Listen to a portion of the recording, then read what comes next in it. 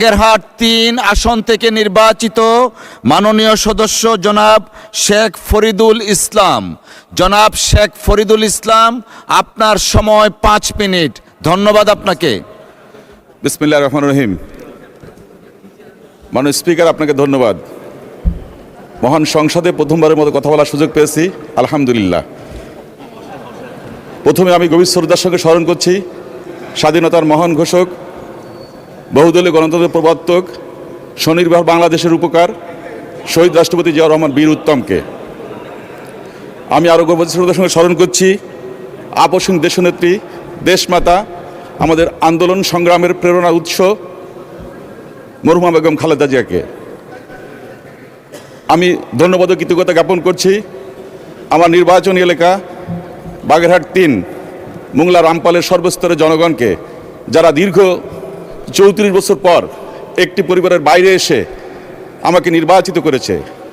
বিশেষ করে ধন্যবাদ জানাচ্ছি যারা বাগেরহাট জেলায় বেহেশতের সুসংবাদ পাওয়ার পরেও বা জান্নাতের বায়ুবীয় টিকিট পাওয়ার পরেও আমাকে বিপুল ভোটে নির্বাচিত করেছে। আমি তাদের প্রতি কৃতজ্ঞতা প্রকাশ করছি। আমি কৃতজ্ঞতা প্রকাশ করছি সনাতন ধর্মাবলম্বী সকল ভাই বোনদের। আমি কৃতজ্ঞতা প্রকাশ করছি আমাদের সংসদ নেতা মাননীয় প্রধানমন্ত্রী জনাব তারেক রহমানকে আমার প্রতি আস্থা রাখার জন্য, নমিনেশন দেওয়ার জন্য এবং পরবর্তীতে প্রতিমন্ত্রী হিসেবে মন্ত্রিসভায় কাজ করার সুযোগ করে দেওয়ার জন্য। মাননীয় স্পিকার, যেহেতু সময় খুব কম, আমি ভেবেছিলাম হয়তো অন্য কিছু ইস্যু নিয়ে কথা বলবো, কারণ দীর্ঘ সময় ধরে শুনছিলাম জুলাই সনদ নিয়ে আলোচনা, বিভিন্ন ধরনের কথাবার্তা। আমি 90 সরকার বিরোধী আন্দোলনে ঢাকা বিশ্ববিদ্যালয়ের একজন ছাত্রদলের কর্মী হিসেবে আমি সেখানে অংশগ্রহণ করেছিলাম। 10ই অক্টোবর যেদিন জিহাদ শহীদ হয়, সেদিন বাংলা মোটর থেকে তার লাশ আমরা মুজিব হলে নিয়ে আসি এবং সেখানে তার লাশকে ছুঁয়ে আমরা শপথ গ্রহণ করি। সেখানে স্বৈরাচার চেয়েছিল এই লাশটাকে ছিনিয়ে নিতে, কিন্তু দেশনেত্রী বেগম খালেদা জিয়ার নেতৃত্বে সেদিন মুজিব হল থেকে আমরা কিন্তু সবাই ডাকসুর নেতৃত্বে আমরা শপথ নিয়েছিলাম এবং একজন কর্মী হিসেবে আমরা স্বৈরাচার মুক্ত বাংলাদেশ করেছিলাম। এখন আমাদের যে বিগত 17 বছরের আন্দোলন, এগুলো নিয়ে আসলে অনেক কথা আছে, অনেক বিতর্ক আছে। আমি আমার দেশ পত্রিকা 26 এপ্রিল 2025 যে তথ্যপত্র তুলে ধরা হয়েছে বিএনপির এই যে আন্দোলন সংগ্রামের ত্যাগ নিয়ে, তার একটি পরিসংখ্যান আমি তুলে ধরতে চাই, কারণ আজকে পর্যন্ত সংসদে এই পরিসংখ্যানটা কিন্তু কেউ তুলে ধরেনি। নেতাকর্মীদের বিরুদ্ধে 1,43,000 মামলা, 60 লক্ষ আসামি, ক্রসফায়ার বা পিটিয়ে হত্যা করা হয়েছে 4,771 জনকে। জুলাই আন্দোলনে শহীদ হয়েছে 422 জন। অন্তর্বর্তী সরকারের গেজেট অনুযায়ী টোটাল শহীদের সংখ্যা 844 জন, কিন্তু সেখানে বিএনপির 50% মানুষ শহীদ হয়েছে এই আন্দোলনে, শুধুমাত্র জুলাই আন্দোলনে। তারপরেও কিন্তু আমাদের নেতা তারেক রহমান সাহেব কিন্তু কোনো ক্রেডিট নেননি। উনি বলেছেন এই আন্দোলনের মাস্টার মাইন্ড ছিল সাধারণ জনগণ। আমি গর্ববোধ করি আমাদের নেতা তারেক রহমান সাহেব কখনো নির্বাচন উপলক্ষে কোনো মিথ্যা প্রতিশ্রুতি দেননি। উনি বলেননি যে আমরা ফ্যাসিস্টদের ক্ষমা করে দিয়েছি বা আমরা ফ্যাসিজম বলতে পছন্দ করি না, এই কথা উনি বলেননি। বরং উনি বলেছেন যারা অন্যায় করেছে দেশের প্রচলিত আইন অনুযায়ী তাদের বিচার হবে। এবং আমরা বলেছি আমরা বৈষম্যহীন বাংলাদেশ নির্মাণ করব, এবং উনি রেইনবো ন্যাশনের কথা বলেছেন। আমরা বলেছি যে আমরা মানুষের প্রত্যাশা পূরণের রাজনীতি করব। আর ওনার নির্বাচনী ঘোষণা অনুযায়ী উনি নির্বাচনের পর থেকে প্রতিটি ঘোষণা অনুযায়ী সেই কৃষক কার্ড, ফ্যামিলি কার্ড থেকে শুরু করে সবগুলো পদক্ষেপ উনি ধারাবাহিকভাবে নিচ্ছেন এবং আমরা সেটা দেখতে পাচ্ছি দৃশ্যমান।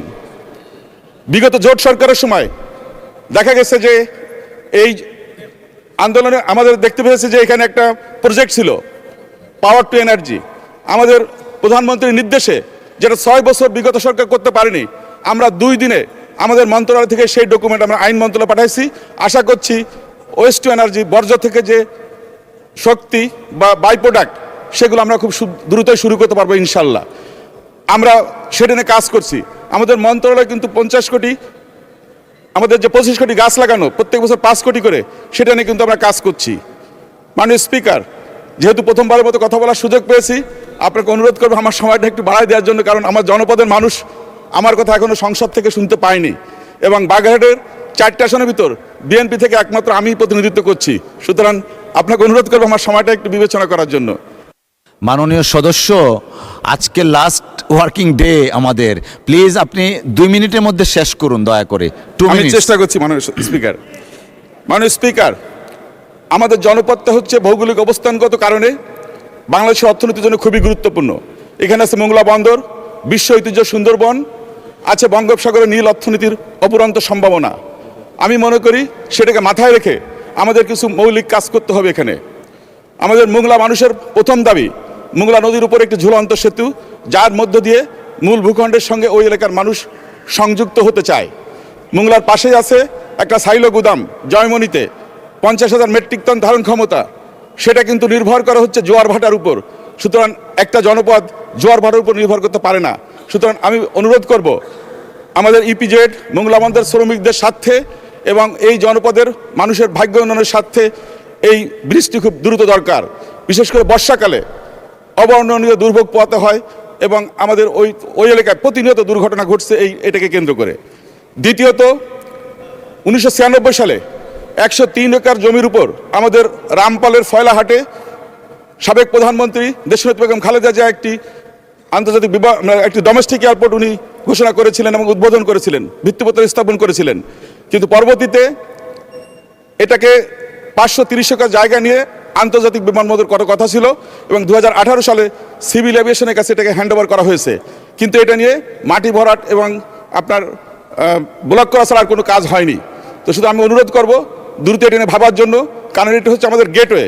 বিশেষ করে মোংলা বন্দর, সুন্দরবন, ইপিজেড, বঙ্গোপসাগরের নীল অর্থনীতিতে কাজ করতে হলে এখানকার যে